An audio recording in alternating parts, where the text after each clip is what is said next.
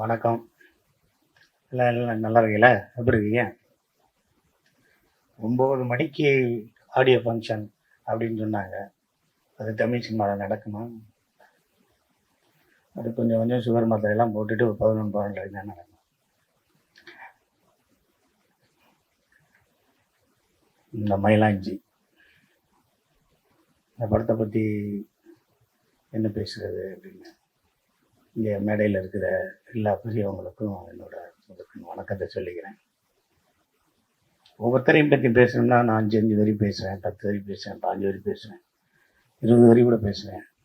ஆனால் அடுத்தவங்கெல்லாம் பேசணுங்கிறதுனால வணக்கத்தை சொல்லிட்டு மற்ற விஷயங்கள் பேசிக்குவோம்.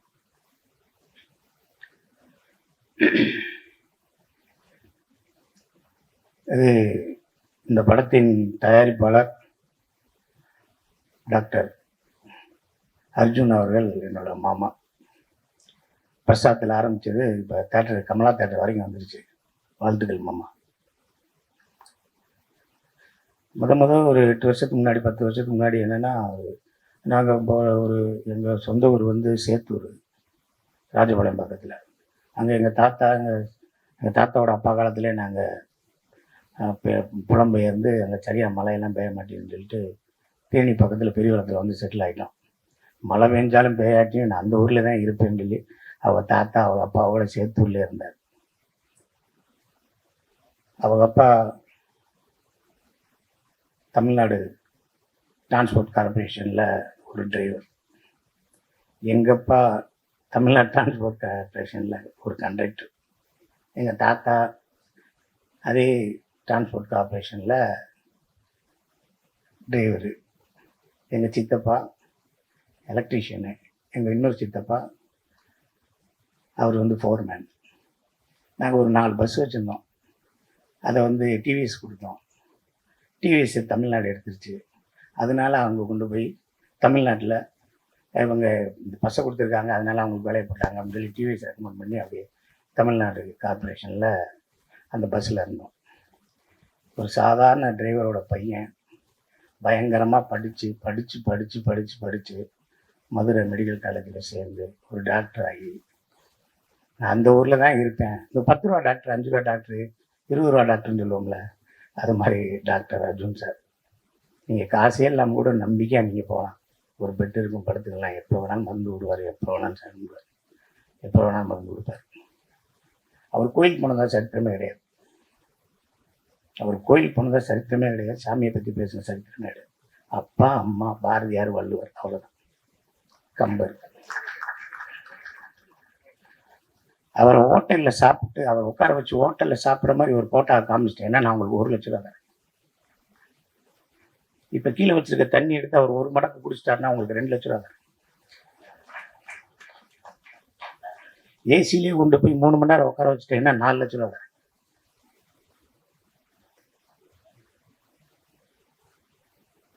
எதுவுமே ஒரு சாதாரண மனிதனை மாதிரி ஒரு ஒரு ஒரு சாதாரண மனிதனே கிடையாது.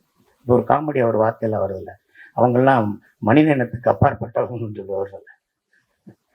அது மாதிரி அவர் ஒரு தனி மனித ஒழுக்கம் வந்து அவரை மிகப்பெரிய லெவலுக்கு கொண்டு போயிருக்கு. இப்போ கூட நேற்று சென்னையிலேருந்து வந்திருக்காரு, இது சேத்தூர்லேருந்து வந்திருக்காரு.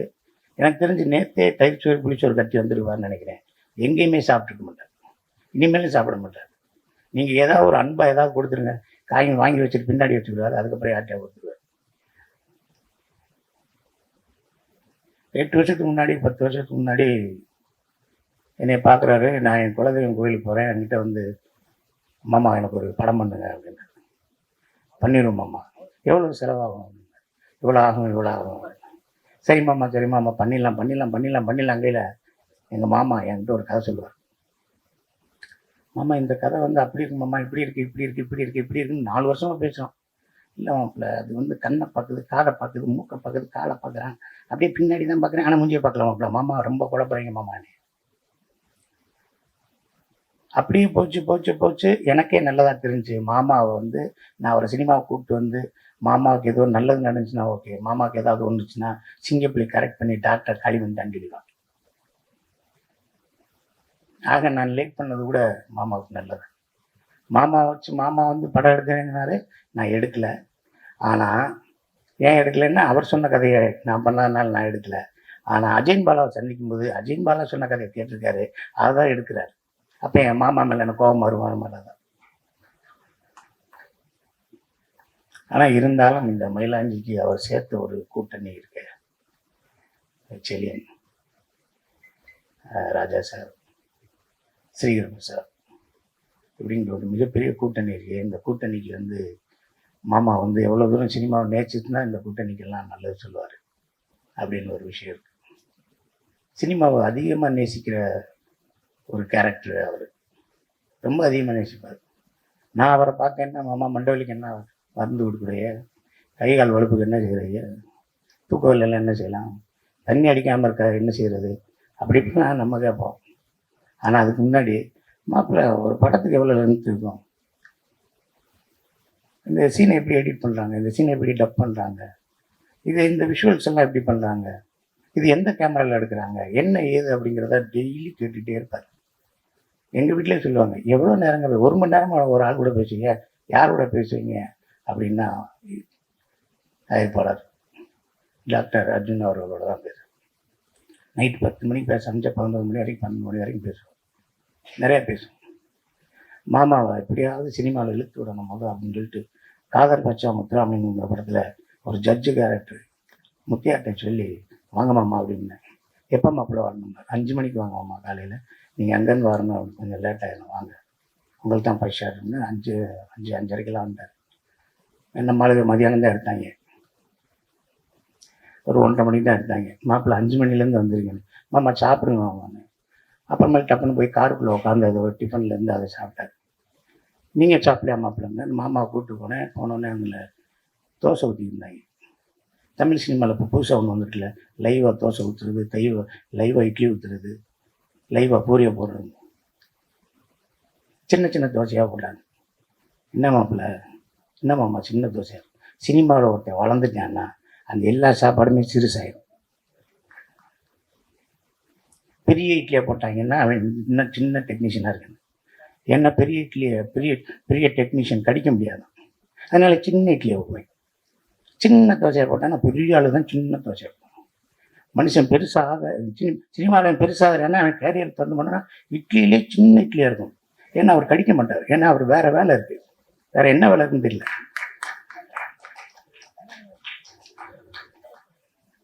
போன உடனே தோசை ஊற்றிருந்தாங்க, ஒரு தோசை ஊற்றுங்கண்ணே, தோசை ஊற்றுனாங்க. அப்புறம் இன்னொரு லைட்மேன் வந்தார், அண்ணே ஒரு வெள்ளைக்கருவு மட்டும் ஊற்றி ஒரு தோசை போடுங்கன்னாங்க. அதையும் பார்த்தாரு. அண்ணே வெள்ளைக்கருவு மஞ்சள் கொஞ்சம் கலக்கி வெங்காயத்தோடு சேர்த்து ஊற்றுங்கன்னாங்க. அதையும் பார்த்தாரு.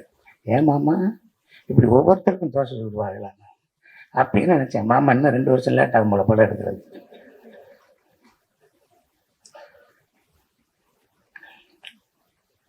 அப்புறம் எங்கள் மாமா வந்து 2 மணி நேரம் பேசுவார்.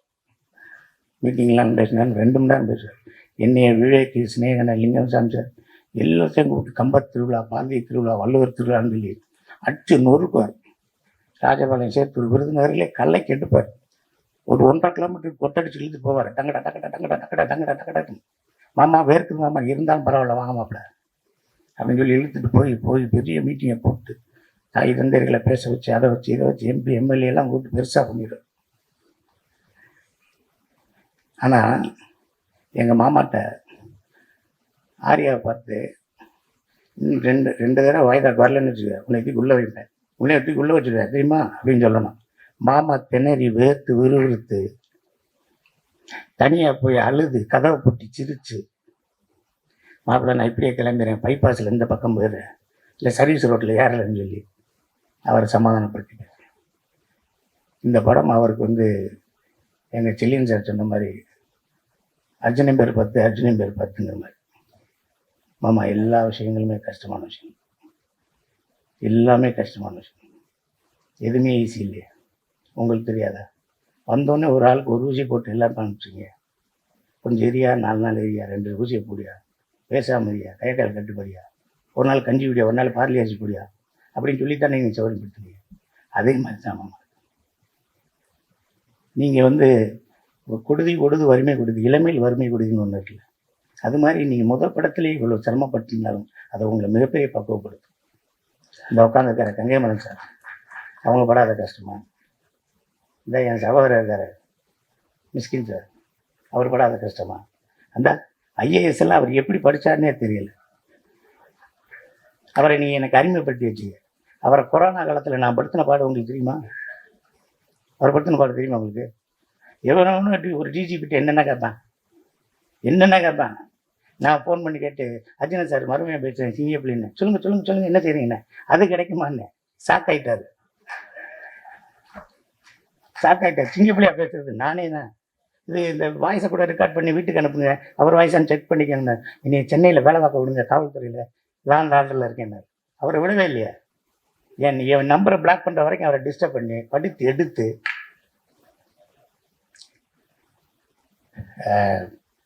அன்னைக்கு நடந்து போயிட்டு இருக்கையில் அந்த ₹1 தூக்கி இவர் ₹1 கொடுத்தாராம், அவர் ₹1 வச்சுக்கிட்டாராம். அந்த காசை வச்சுக்கிட்டு எப்படி இருந்தீங்க? இன்கம் டேக்ஸ் ரேடெல்லாம் வந்தால் என்ன ஆயிருக்கும்? நானும் எத்தனையோ பேரோட நடந்து போகிறேன். என்கிட்ட தான் ₹10 வாங்கிட்டு போகிறாங்க. எனக்கு ஒருத்தன் கூட காசு கொடுக்கும். தமிழ் சினிமாவில் ஒரே ஒரு விஷயம், பெரிய இயக்குநர்கள்ட்ட இருந்தால் படம் கிடைக்கும். அடுத்து எங்கள் அன்னை சினிமா நினை வீட்டில் வெங்காயம் உரிச்சா படத்தில் டைரக்டர் ஆகிடும். நீங்கள் ஒன்றுமே வேணும். எங்கள் அண்ணன் வீட்டில் போய் தினம் போங்க, சாப்பாடு போடுவார், அது போடுவார், இதை போடுவார். சாப்பாடுன்னு சாதனை சாப்பிட்லாம் கிடையாது. ஒரு தடவை என்ன செஞ்சார், பாலா சார்ட்ட வேலை பார்த்துக்கிட்டு இருக்கையில் அண்ணன் சினிமா என்னை வீட்டுக்கு போயிட்டேன். மத்தியானம் சாப்பிடுவோம்டா அண்ணாரு. நான் சாப்பிடுவேன். சரி ஏதாவது வாங்கிட்டு வந்துடு, நான் சாப்பிட்டு வந்தேன். வா காலையில் OMC வாக்கிங் போகலாம், ஓடணும்டா நீ அப்படின்னு கூப்பிட்டு போயிட்டாரு.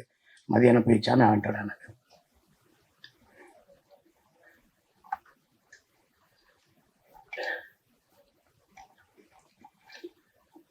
நான் போய் கடைக்கு போய் 1 கிலோ அரிசி, 2 ₹10 பாக்கெட்டு தயிர் பாக்கெட்டு, ஒரு 4 முட்டை, ஒரு 1/4 கிலோ வெங்காயம், ஒரு 200 சிக்கன் வாங்கிட்டு வந்து அன்னைக்கு சமைக்கலாமே. ஏடா தம்பி நீ இப்படி லூஸ் பேலாக இருக்க? இப்போ 11 மணிக்கு வந்துடுவாங்கடா தம்பியெல்லாம், போடா முதல் நான் சொல்கிறத எழுதுறான்னு. ஒரு 60 முட்டை,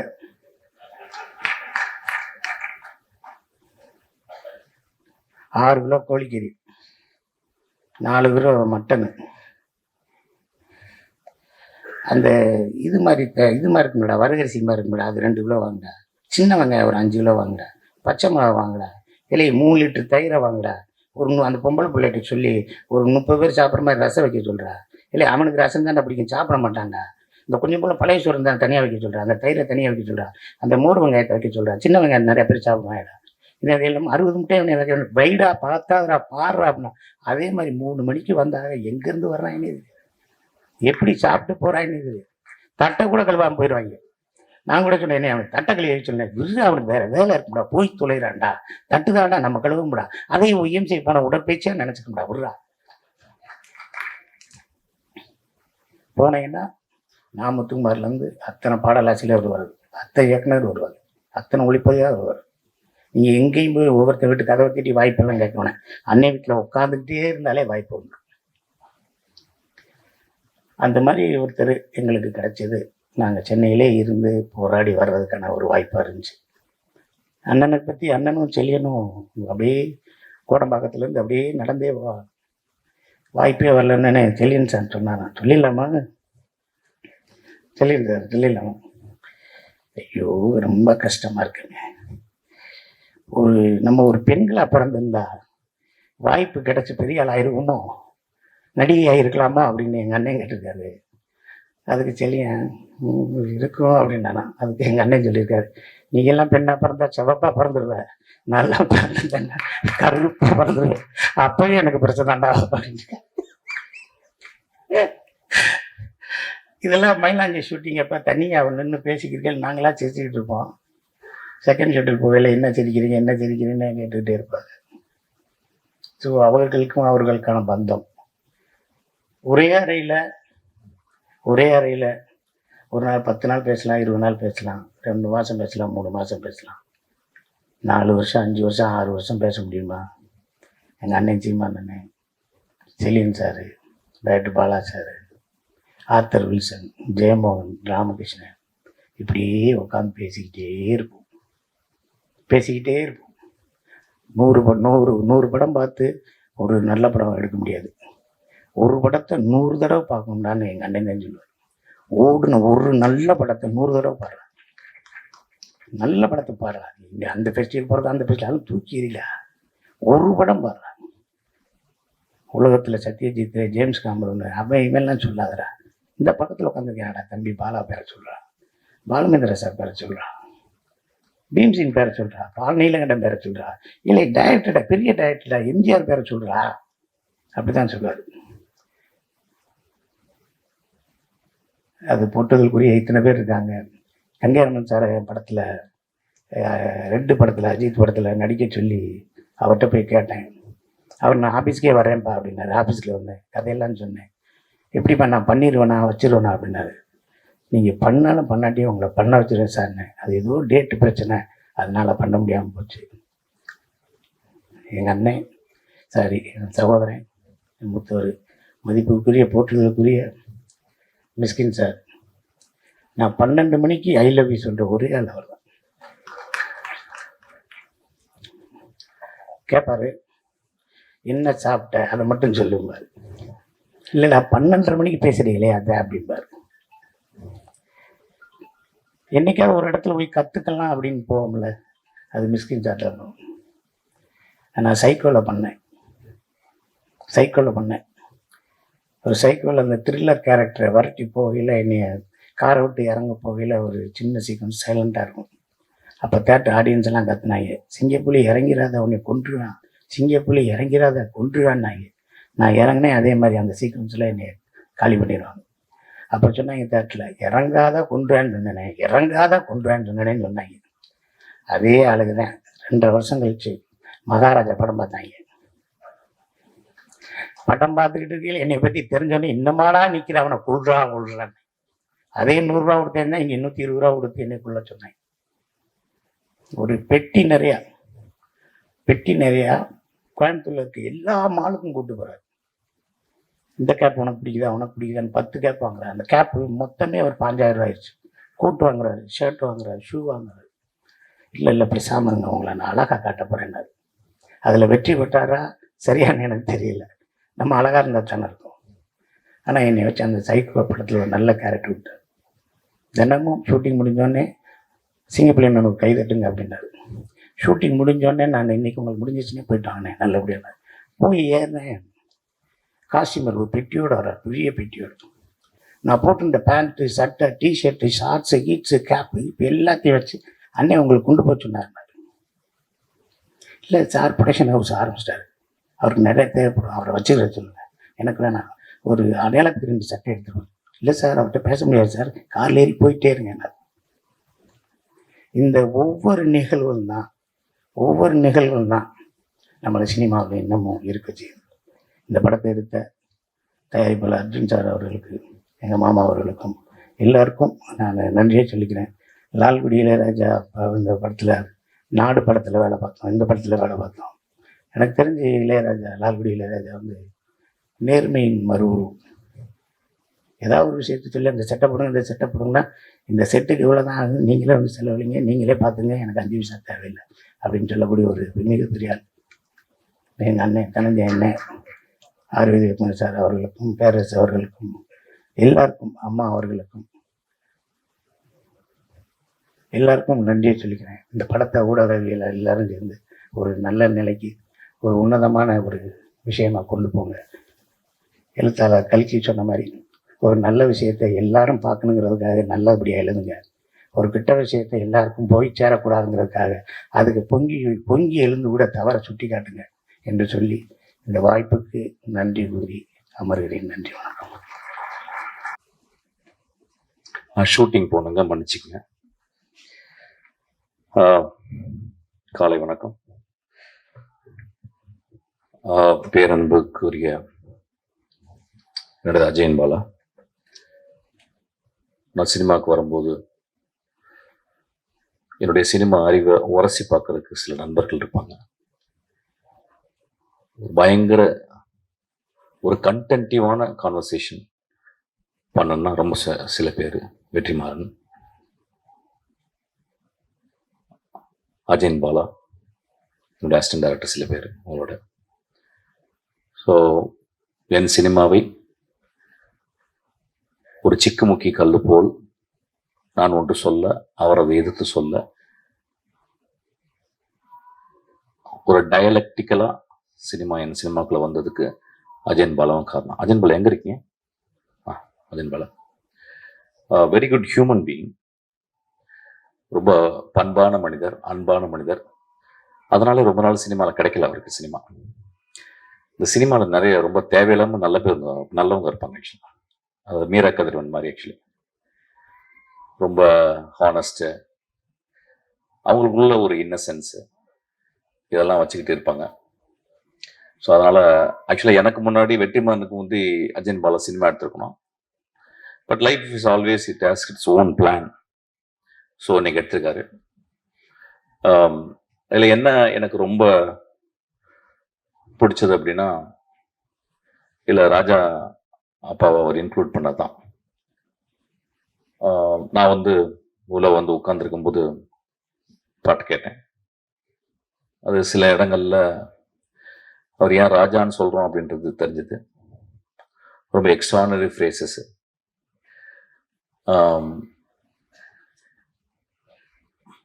செலியன் எப்பயுமே சொல்லுவார், நாங்கள் சினிமா ட்ரை பண்ணும்போது ஒரு பெரிய பானையில் தான் சாப்பாடாக்கி நாங்கள் 1 மணிக்கு வருவோம் பசியோட. நாங்கள் பசியோட 1 மணிக்கெல்லாம் படுத்துருவோம். ஒரு 1:30 மணிக்கு எட்டி உதச்சி எழுப்பி டேய் சமைங்கடான்னு சொல்லுவார் எங்கள் அண்ணான்னு சொல்லிட்டு கண்கலங்க சீமன் சார் பற்றி பேசியிருக்காரு. ரொம்ப சந்தோஷம் சார், ரொம்ப நன்றி சார்.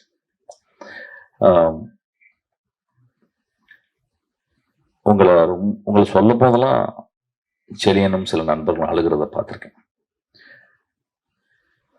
இந்த இயற்கை உங்களை பத்திரமா பார்த்துக்கணும் நான் கேட்டுக்கிறேன்.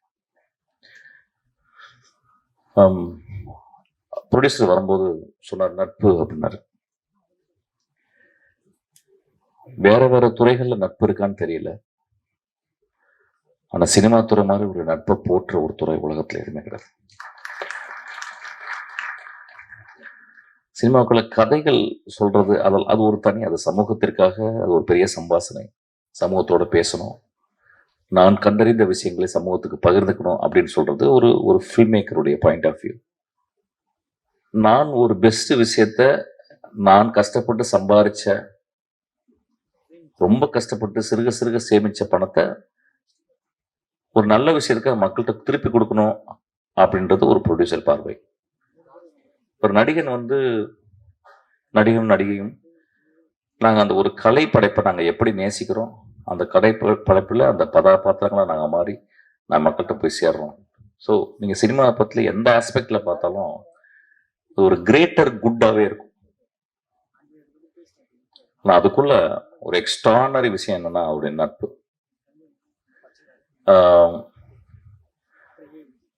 எவ்வளவு பிரச்சனைகள் இருக்கும், நம்ம வெளியே உட்காந்து காசி பேசிடுவோம், அவனை பிடிக்காதுன்னு சொல்லிடுவோம், இல்லை ஒரு மேடையில் விமர்சிச்சிருவோம். ஆனா அவங்களுடைய ஒர்க்கை அந்த நட்பு எப்பயுமே விட்டு கொடுக்காது. அவங்க அதை சிலாரிச்சு தான் பேசுவாங்க. எனக்கு அவர் பிடிக்காதுப்பா, ஆனால் அவன் பயங்கரமான ஃபில்ம் மேக்கர் அப்படின்றாங்க. எனக்கு அவர் பிடிக்காதுப்பா, ஆனால் நல்ல படம் மட்டும் எடுப்பான்னு சொல்லுவாங்க. ஸோ சினிமா ஒரு பெரிய நட்பு சமுத்திரம் தான் அது. எனக்கும் அஜயன் பாலாவுக்கும் அந்த மாதிரி நட்பு தொடர்ந்துக்கிட்டே இருக்கு. அப்படி ஒரு நட்பு இருக்கிறதுனால தான் வெற்றிமாறன் அஜயன் பாலாவை கூடவே வச்சுக்கிட்டு வெற்றிமாறன் திறந்த அந்த நூலகத்துக்கு ஒரு படிப்பாளியும் ஒரு பண்பாளனையும் ஒரு உண்மையா இருக்கிற ஒரு மனிதனையும் அதை பார்த்துக்க சொல்லி வெற்றி அஜயன் பாலாவுடைய வாழ்க்கையில மிக முக்கியமான ஒரு பொறுப்புன்னு நினைக்கிறேன் ஆக்சுவலா. ஸோ இந்த திரைப்படம் ரொம்ப முக்கியமான திரைப்படம். அப்பா வந்திருக்காரு, கங்கைமன் அப்பா. நான் அவர் தான் ரீசெண்டாக அவர் கூட ஒரு முழு நாள் அவர் கூட இருந்த ஒரு பேர் அனுபவம் எனக்கு கிடைச்சிது. ஒரு பெரிய polymath, I think name anything in cinema I would have done. அவருடைய நட்பு கிடைச்சது எனக்கு பெரிய இந்த இயற்கை நான் கொடுத்த வாரம்னு நினைக்கிறேன். அப்புறம் இங்கே பேசும்போது ப்ரொடியூசர் சார் பேசினாரு, ஒரு மனநல மருத்துவராக பேசினாரு. ஒரு கதாசிரியனும் ஒரு சமூகத்தின் மனநல மருத்துவம் தான். ஒரு சினிமா எதுக்கு பார்க்குறோம் அப்படின்னா, ஒரு நல்ல ஃபில்ம் மேக்கர் வந்து ஒரு நல்ல கதை வந்து ஒரு தெரப்பி. கதைகள் எதுக்காக சொல்லப்படுது அப்படின்னா, ஒரு சமூகத்திற்கு தெரப்பி. எப்படி இருக்கணும், எப்படி இருக்கக்கூடாது, எப்படி வாழணும், எப்படி பிரச்சனைகள் வரும்போது அதுலேருந்து கலந்து வரணும் அப்படின்றத ஒரு சமூகத்திற்காக ஒரு எழுத்தாளன் தன் வாழ்நாளை மறந்து யோசிச்சுக்கிட்டே இருக்கான். நிறைய பேர் சில காரணங்கள்ல குடிக்குள்ள போய் ஒளிஞ்சிருவாங்க.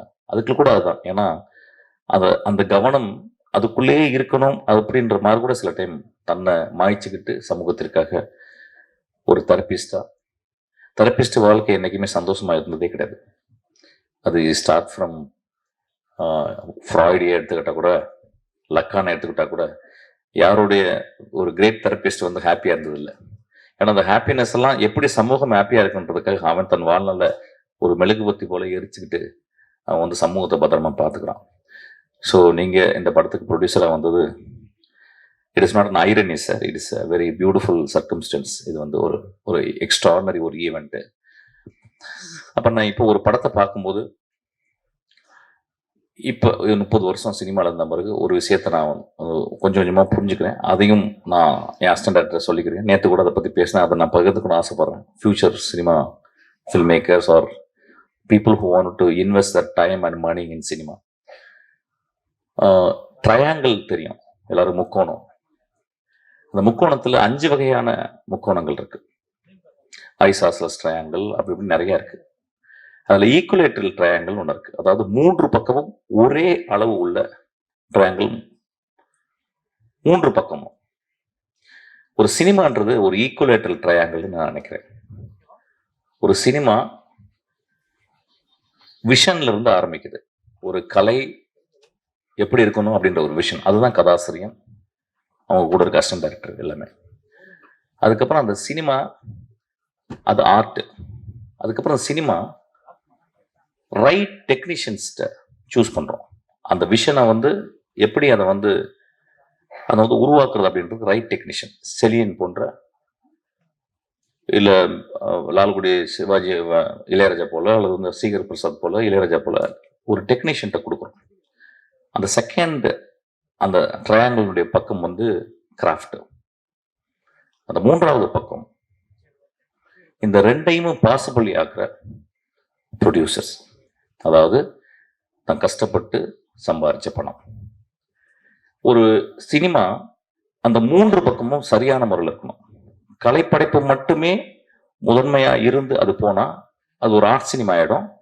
அது பாராட்டப்படும். ஆனா வந்து அது அந்த தேவையை வந்து அது வந்து அந்த அந்த 2 பக்கம் இருக்க தேவையை அது பூர்த்தி செய்யல. கிராஃப்ட் மட்டுமே இருக்கும் பட்சத்தில் அது வந்து அடுத்த 2 பக்கங்களும் தேவையில்லாம போயிருது. வெறும் வணிகம் மட்டுமே இருக்கும் பட்சத்தில் அது ஒரு நாளாந்திர படைப்பாக மாறுகிறது. இந்த 3 பக்கங்களும் அது சரியா இருக்கும்போது அது ஒரு எக்ஸ்ட்ரானரி படமா அது மாறுது. அது ஃபியூச்சர் ஜெனரேஷன்ஸ் வந்து அது ரொம்ப ரொம்ப இம்பார்ட்டண்டா இருக்கணும்னு நான் நினைக்கிறேன். இதை வந்து கொஞ்சம் அது என்ன காரணம், நாங்க சினிமாக்கு வரும்போது சினிமா வந்து ஒரு பெரிய கனவா மட்டுமே இருந்தது. ஆனா இன்னைக்கு அப்படி கிடையாது. இன்னைக்கு சினிமா வந்து ஒரு சினிமா எடுக்கிறது 365 சினிமா எடுத்த ஒரு தமிழ்நாட்டுல இன்னைக்கு வந்து 30 சினிமாக்கள் எடுக்கப்படுகிறதான்னு அது ஆச்சரியம். அந்த 30 சினிமாக்கள்ல ஒரு 5 சினிமா வந்து ரிலீஸ் ஆகுதா அப்படின்றதே ஒரு பெரிய ஆச்சரியம்.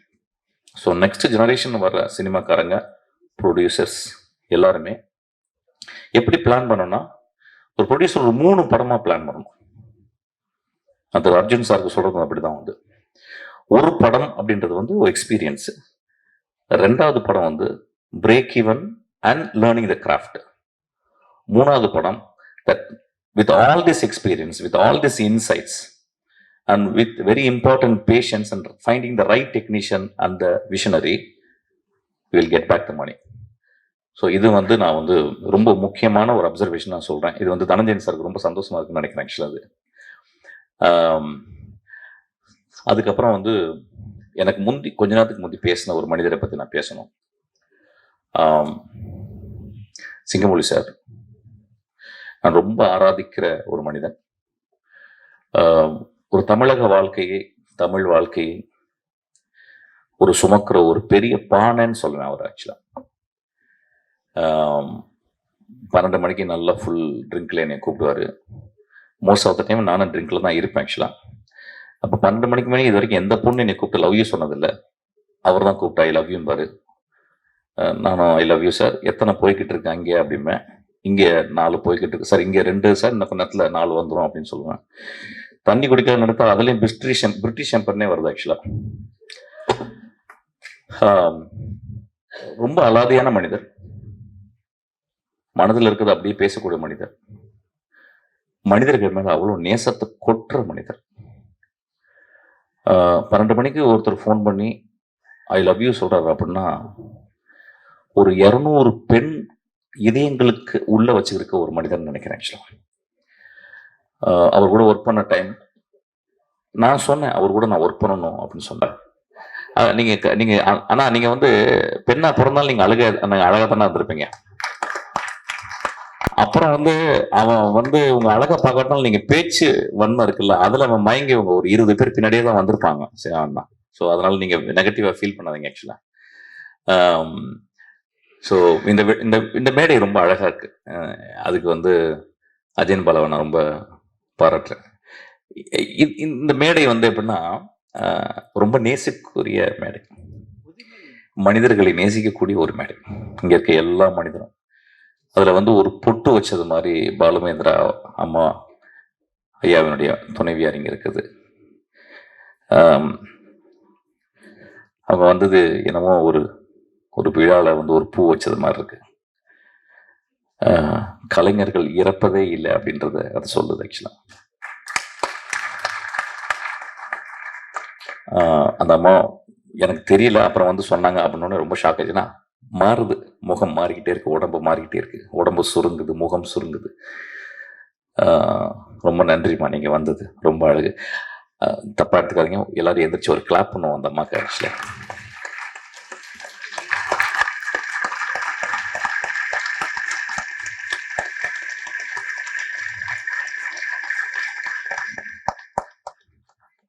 எஸ், அதாவது சினிமாக்காரனுக்கு வாடகை கொடுக்க மாட்டான்,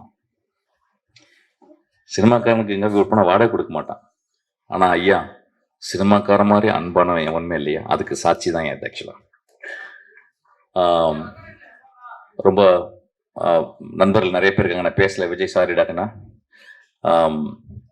அப்புறம் அந்த படத்துல நான் சில காட்சிகள் பார்க்கும்போது செலியன் ரொம்ப நாளைக்கு அப்புறம் வந்து ஒரு பயங்கர டான்ஸ் ஆடிருக்காரு ஆக்சுவலி. வெரி விஷுவலி பிரெத் டேக்கிங்கான இருந்துச்சு. I am looking forward to see the whole movie.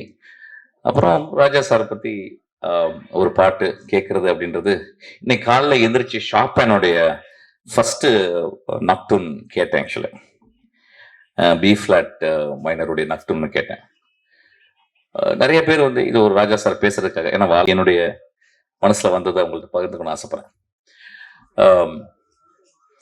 ஏன் அந்த மனிதன் இவ்வளவு காலகட்டம் இருந்தும் இந்த படத்துல ஒரே ஒரு ஃப்ரேஸ் கேட்டேன், அதனால திரும்பி ரீகலெக்ட் பண்ண முடியல. ஒரு பியூட்டிஃபுல் ஃப்ரேஸ். அந்த ஃப்ரேஸ் எப்படி அவரால் கிரியேட் பண்ண முடியுது? 50 வருஷம் ஒரு இசையமைப்பாளர் 5 படம் பண்ணிட்டாவே உள்ள இருக்க எல்லா டியூனும் எக்ஸாஸ்ட் ஆயிடுது, இல்லாம போயிடுது, ட்ரை ஆயிடுது. ஒரு 50-55 வருடங்கள். ஆனா ஆக்சுவலா அவர் ஒர்க் பண்ண ஆரம்பிச்சது 70 வருடங்கள். ஒரு 70 வருடங்களா ஒரு மனிதனுக்கு அந்த கேணி ஏன் வற்றவே இல்லை, அந்த ஊற்று எப்படி வற்றவே இல்லைன்னா ரொம்ப ஆச்சரியமா இருக்கு.